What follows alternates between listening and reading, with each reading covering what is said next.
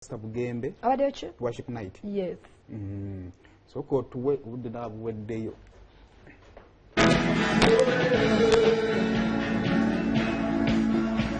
His love endures forever.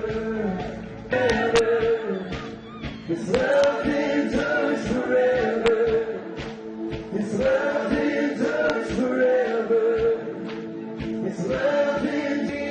forever,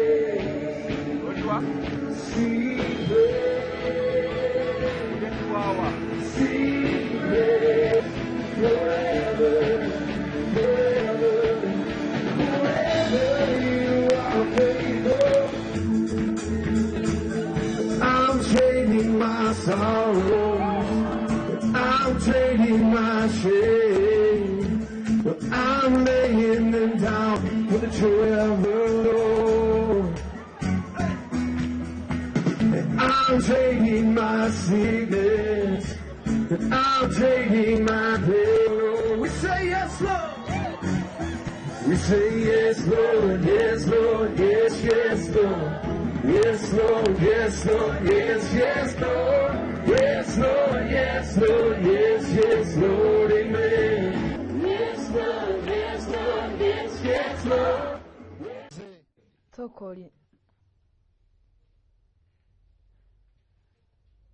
Ano sina kankaka. Bada agenze kusaba obudde buweddeyo. Nikala busoboledde kikange mpasanga yebaza tuveewo.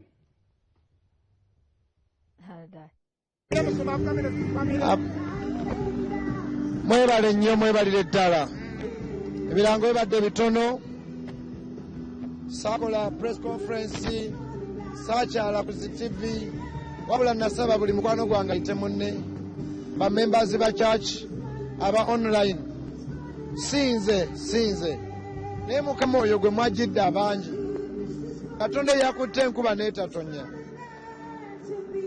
mwenna oba obadde asha oba obadde olongoosa mu toilets oba obadde okola ku traffic abapoliisi aba ame abakebedde abantu njagala nkozesa eddoboozi Usaini nkimanyi akadde tetulina naye nze abuuza obadde ogenze kusaba ebyaddala bwe tukulabye ng'okuba ettendo oba waliwo Katonda lwakukolera ebintu n'omalako omwaka mulamba abantu nga bafulumye mu kampani muno naye nga gwe okyalimu naye nga oli tebakunyega naye nga ebigambo aleeta obimanyi by'oyimba bale lwaluzi newe natusali ku yesu era nakayimbye kati tikyoyagala tuusi tugende obudde buweddeyo tugende ku mukolo gwa Mbadi tugenda Busunju kubeera nga ye mukyala Mbadi tumubaliriza Busunju kozi kiri Hoima Road Mityana Mityana Road eri wano Hoima Road is Hoima Road Nansana